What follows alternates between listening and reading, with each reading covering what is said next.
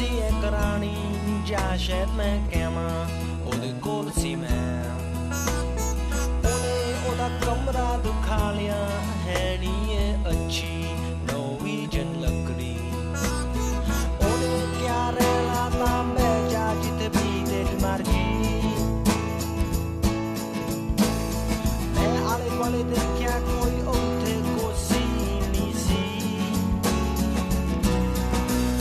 ਮੈਂ ਦੂਈ ਤੇ ਬਹਿ ਗਿਆ ਸਮਾਂ ਸੋਚ ਕੇ ਉਹਦੀ ਸ਼ਰਾਬ ਪੀ ਕੇ ਅਸੀਂ 2 ਵਜੇ ਤੱਕ ਗੱਲਾਂ ਕੀਤੀਆਂ ਫੇ ਉਹਨੇ ਕਿਹਾ ਸੌਣ ਦਾ ਸਮਾਂ ਹੋ ਗਿਆ Ramón Lobo, buenos días, Ramón. Buenos días, ¿qué tal?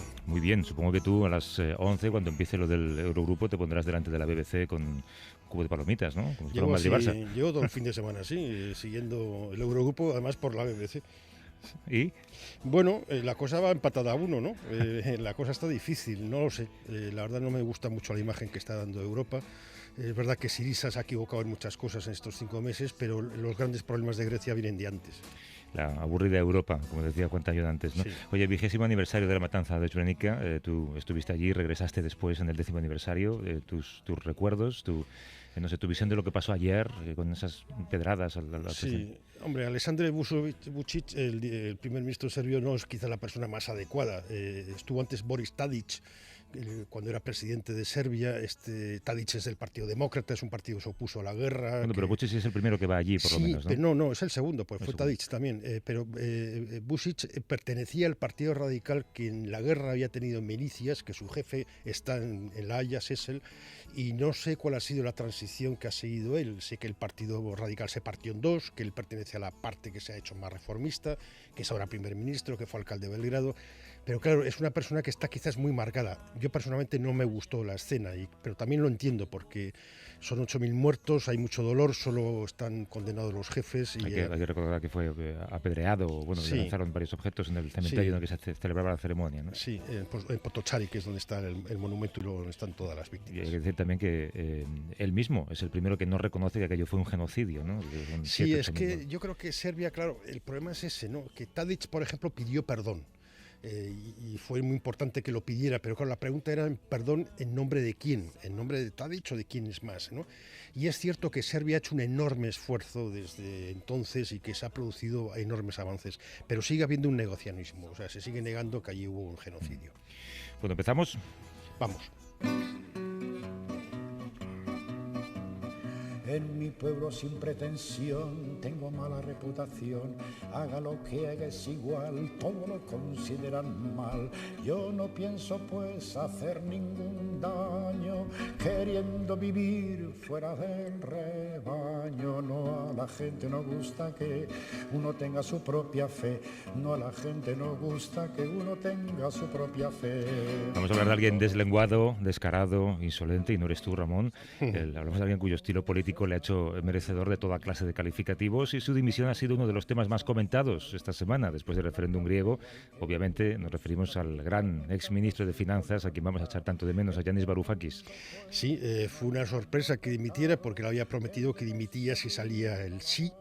No sabíamos que iba a dimitir pero que saliera el no. Ahora sabemos algo más y quizás tengamos más pistas de qué es lo que ha pasado. Claro, lo que no se sabe es si su dimisión ha sido parte de una estrategia vinculada a ese referéndum o si ha tratado, no sé, hacer una concesión para seguir con las negociaciones, ¿no? No lo sé, lo que sí parece es que después de la votación y del éxito del no, él y Tsipras estuvieron reunidos hasta las 3 o 4 de la mañana y ahí es donde llegaron a la conclusión que lo mejor era que dimitiera. Varoufakis había conseguido tener la enemistad de casi todo el Eurogrupo. Recuerda, por ejemplo, que la presidenta del FMI, bueno, la directora gerente, Christine Lagarde, le dijo, bueno, aquí está la jefa de los criminales, porque había un poco menos que dicho esto. Terroristas también. Sí, terroristas. Él es un hombre de lenguaje muy directo. Nadie sabe, creo, cuál es la relación o cuál era la relación real entre Tsipras y Varoufakis. Lo que sí parece es que se habían repartido un poco el papel de poli bueno, poli malo, ¿no? Sí, son amigos y, de hecho, en la votación del Parlamento Varoufakis no estuvo, fue uno de los 49 que votó en contra o se abstuvo, en su caso se abstuvo, pero él mandó una carta diciendo que apoyaba a Syriza, que apoyaba a Tsipras, que son amigos de hace tiempo, pero claramente él no quería firmar lo que quizás se llega a firmar en el mejor de los casos. Claro, de lo que queríamos hablar tú y yo hoy es del estilo, ¿no? Bueno, Varoufakis tiene una cierta vehemencia, tenía obviamente una maestría con el lenguaje y era un hombre que ya estaba muy rodado en tertulias, en entrevistas, en CNN, en Sky News. Sí, que es un poco lo que pasa en España, ¿no? Que bueno, tenemos una alcaldesa en Madrid que rompe un poco los moldes, también en Barcelona y en otros sitios, Mónica Oltra en Valencia, y bueno, está viniendo un nuevo tipo de política donde parece ser que la corbata está desapareciendo, ¿no? Y quizás la imagen, incluso el lenguaje está siendo distinto. Bueno, ha habido políticos españoles que iban sin corbata, pero con cinturón de Hermès de 500 euros, ¿eh? Bueno, y no veremos lo que tendrá debajo del cinturón, ¿no? Igual llevan calzoncillos de 700, eso no quiero saberlo. Nunca antes se había hablado tanto de la imagen de un político. Por cierto, hablábamos de Rodríguez Zapatero. Nos acompaña... ¿De los calzoncillos? No, del cinturón. Nos acompaña David Redoli, que es presidente de la Asociación de Comunicación Política. David, ¿cómo estás? Buenos días. Hola, buenos días, Javier. Ese estilo Varoufakis, ¿sienta precedente, tú crees? Bueno, sienta precedente sin duda alguna por la intensidad mediática, ¿no? Por la atención mediática que ha recibido, pero políticos con esa autenticidad los ha habido casi siempre. Lo novedoso de Varoufakis ha sido que a nivel internacional, a nivel global, ha recibido una atención constante durante muchísimos meses. Yo creo que esa es la gran diferencia. Nunca un político tan heterodoxo había estado tanto en nuestras televisiones, en nuestras radios, en nuestros periódicos, en Internet, como lo ha estado Varoufakis. Y David, ¿cuáles crees que han sido las claves de este éxito? Bueno, fundamentalmente yo creo que la autenticidad y la coherencia. En Varoufakis no hay ninguna impostura. Yo creo que no es un producto de marketing político. Varoufakis ha sido siempre así. Si uno se va a Internet y ve los vídeos de él de cuando era profesor de economía, no estaba tan metido en política, tiene un estilo muy parecido, con pelo, pero un estilo muy parecido. Y además ha sido siempre heterodoxo, tanto sus libros en economía, que son bastante conocidos, como sus clases, como su trayectoria, son heterodoxas. Por lo tanto, hay una consistencia entre lo que él dice, lo que él hace, lo que él representa, ¿no? Esa forma de vestir no deja de ser una forma de reafirmarse en lo que él es, una persona normal y que no entra en el mainstreaming, en las corrientes principales de cómo se ha hecho política desde el punto de vista tanto de la imagen como de los contenidos, ¿no? De los posicionamientos políticos. Su forma de vestir, de hablar y hasta de moverse en esa Yamaha, ¿no? Pero tú hablas, David, de autenticidad. Uno tiene la impresión de que en personajes como Varoufakis hay una imagen muy estudiada previamente. Sí, esa suele ser la tónica en muchos políticos, lo que no está mal, ¿no? Porque la política es muy mediática, la política tiene que contar con los medios de comunicación, ¿no? Median y mediatizan, que dice el profesor italiano Mazzoleni, hacen las dos cosas los medios, por lo tanto hay que contar con eso. Pero en el caso de Varoufakis yo creo que hay muy poco de diseño. Otra cosa es que él sea consciente del poder comunicacional que tiene, por ejemplo, salir en camiseta el otro día cuando supimos el resultado del referéndum. Por supuesto que es consciente de que salir con camiseta en vez de con una camisa y con una corbata va a suscitar atención, va a ser motivo de comentarios. Por supuesto, pero lo que está diciendo es, señores, yo represento a la ciudadanía, yo represento al pueblo, yo soy muy distinto del establishment político que han conocido hasta ahora. Es deliberada esa imagen, obviamente, pero no creo que responda a un calculado estudio de marketing político para aparecer así. Viene de una trayectoria natural, auténtica, coherente, que ha mantenido ese hombre desde que era estudiante. Ramón, ¿haces tú la pregunta obligada, la del Varoufakis español? Sí, ¿quién podría ser el Varoufakis español, si es que tenemos alguno? Luis de Guindos. Bueno, sin pelo tenemos a Guindos, ¿no? Pero es un poco más feo, ¿no? Bueno, pues desde el punto de vista mediático está claro que es Pablo Iglesias, es lo más próximo, ¿no? que hay. Desde el punto de vista de la economía, creo que nuestros economistas son más ortodoxos que heterodoxos. Hay un grupo en España que se llama Economistas frente a la crisis, del que podría emerger alguno, porque conozco algunos que no quiero dar nombres para que no se sientan implicados, pero hay algunas personas que tienen esa heterodoxia económica, pero que puede ser perfectamente viable. O sea, la economía, no olvidemos que es como la comunicación política, una herramienta para diseñar formas, en el caso de la economía, de distribuir las rentas, te hace las reglas de juego económicos. Pues como herramienta, lo ortodoxo puede dejar de serlo, y lo que hoy es heterodoxo puede acabar siendo ortodoxo, ¿no? Alguien comentaba esta semana la peculiaridad de que Luis de Guindos y Varoufakis, ministros de Economía, son de la misma edad. Qué imagen más distinta uno y otro, ¿eh? David Redoli, presidente de la Asociación de Comunicación Política. Gracias, David. Abrazos. Un abrazo. Muchas gracias por llamarme. Un abrazo. Hasta luego.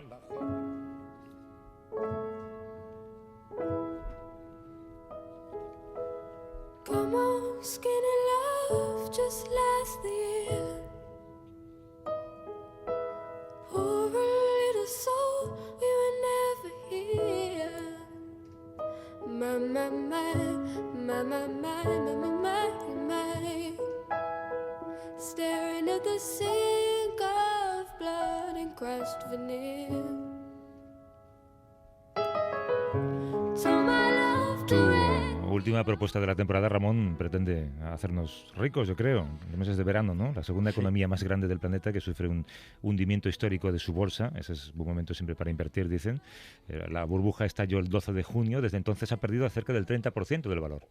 Sí, la verdad es que está teniendo bastantes problemas y ha quedado un poco oculto la información con la crisis griega, pero es muy importante lo que está pasando en China. Todo empezó a finales del año pasado. El gobierno chino no estaba muy contento de los resultados de su economía, que empezó a ralentizarse. El crecimiento fue el más bajo de los últimos 25 años, y entonces ideó un plan que era meter enormes cantidades de dinero, de capital, en las bolsas, a ver qué pasaba. Claro, pero lo que consiguió fue que empezara una rally bursátil que ha creado una de las mayores burbujas de la historia en ese país, en la que han quedado atrapados millones de inversores. Sí, pasa un poco lo que ocurrió aquí en el 2008, no sé si lo recuerdas. Yo tengo amigos que incluso pidieron créditos y quedaron entrampados. Todo el mundo empezó a invertir en bolsa y empezó a subir las cosas. Claro, si hay mucha gente que invierte en lo mismo, pues los valores, las acciones suben.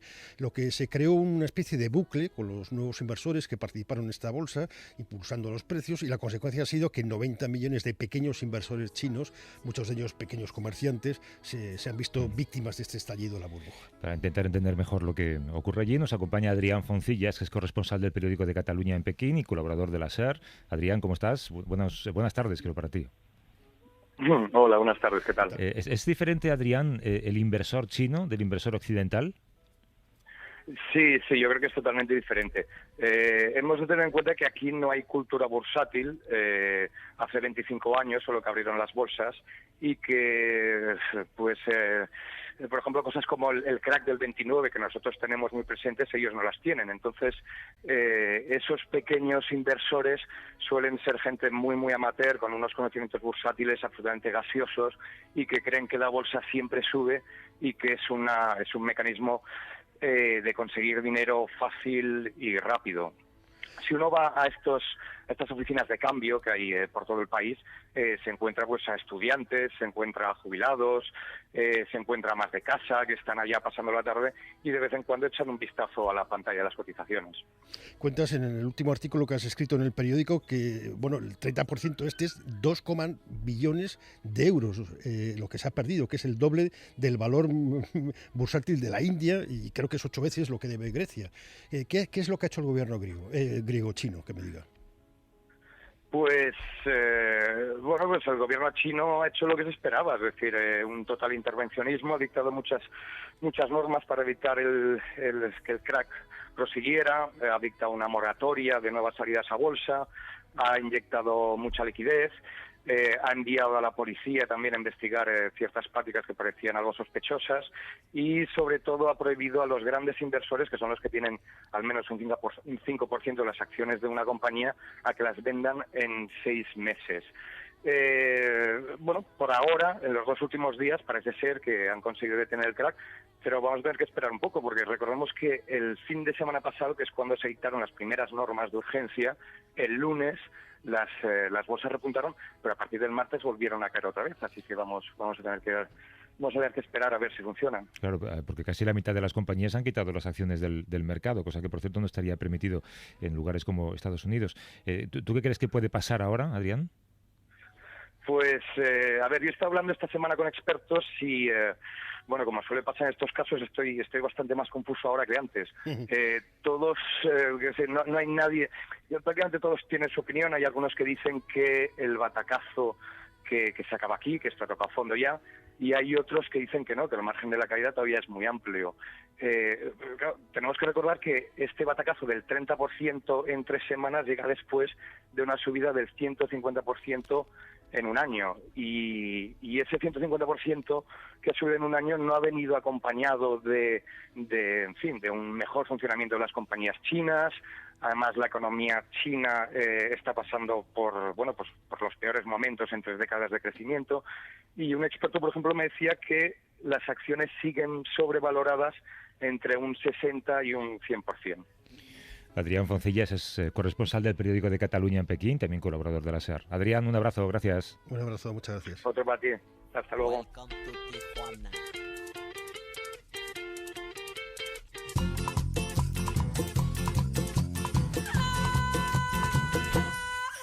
El día que me dijiste adiós, muy buenas, me voy de aquí.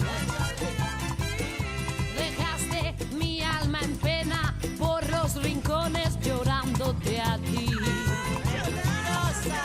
Ahora que ha pasado más de un año y ya te he olvidado.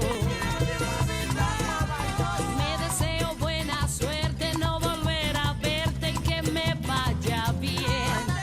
Adiós mi corazón, y que te den por ahí.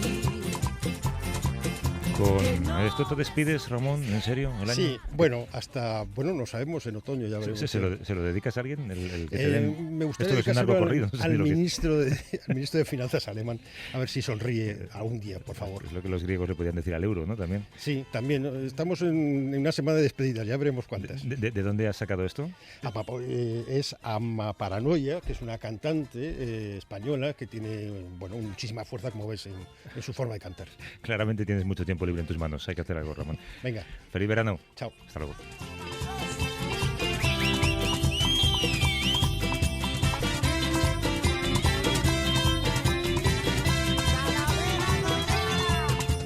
Adiós mi corazón, y que te den por ahí.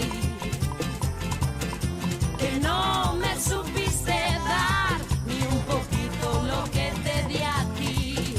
Adiós mi corazón, y que te den por ahí. Que no me supiste dar ni un poquito lo que te di a ti. Que te den, que te den, que te den.